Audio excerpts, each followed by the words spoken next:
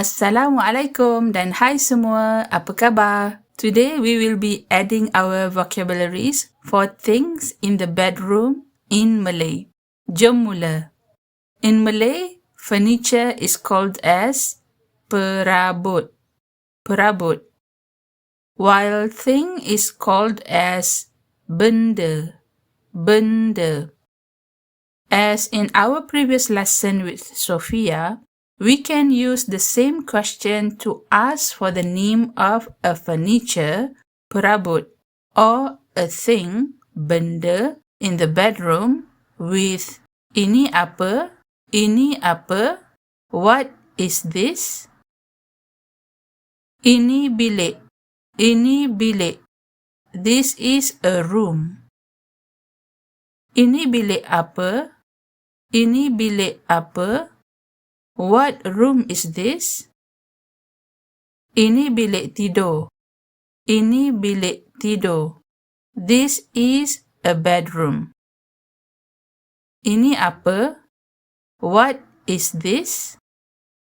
Ini pintu. Ini kucing. Ini ambal. Or ini permaidani. Ini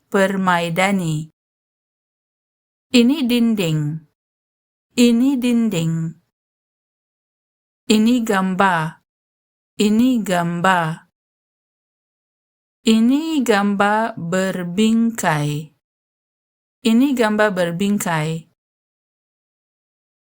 Ini bunga. Ini bunga tiruan. Ini vas. Ini kotak. Ini meja. Ini laci. Ini kerusi. Ini rak. Ini katil. Ini tilam.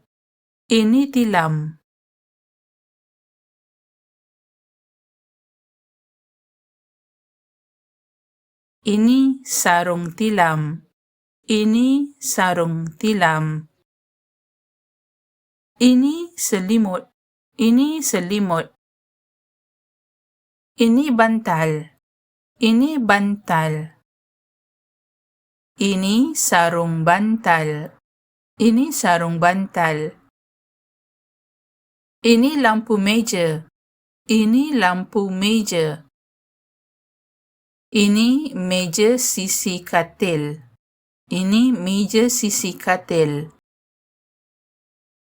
Ini lantai. Ini tingkap. Ini langsir. Ini jam.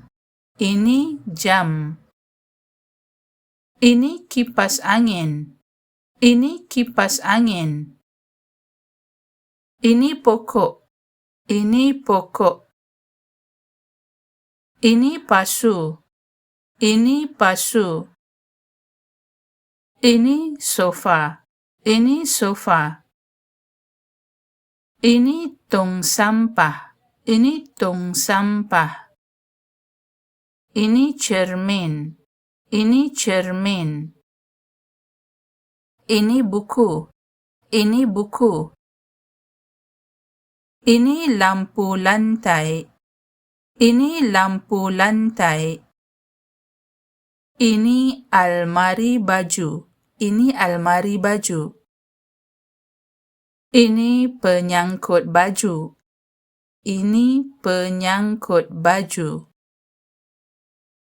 Ini penghawa dingin.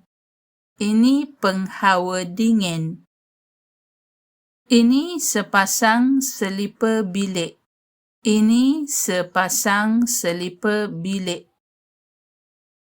so many benda, so many things, or so many perabot, so many furnitures to learn.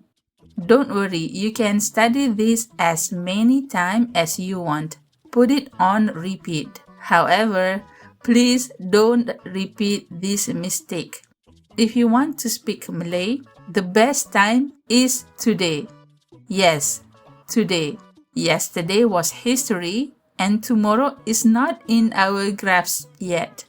Don't repeat the mistake of tomorrow lah, I will do it tomorrow.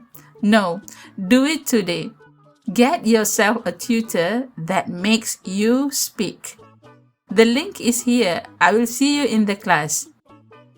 Well, that ends our lesson for today. Terima kasih sangat-sangat. Sampai jumpa lagi.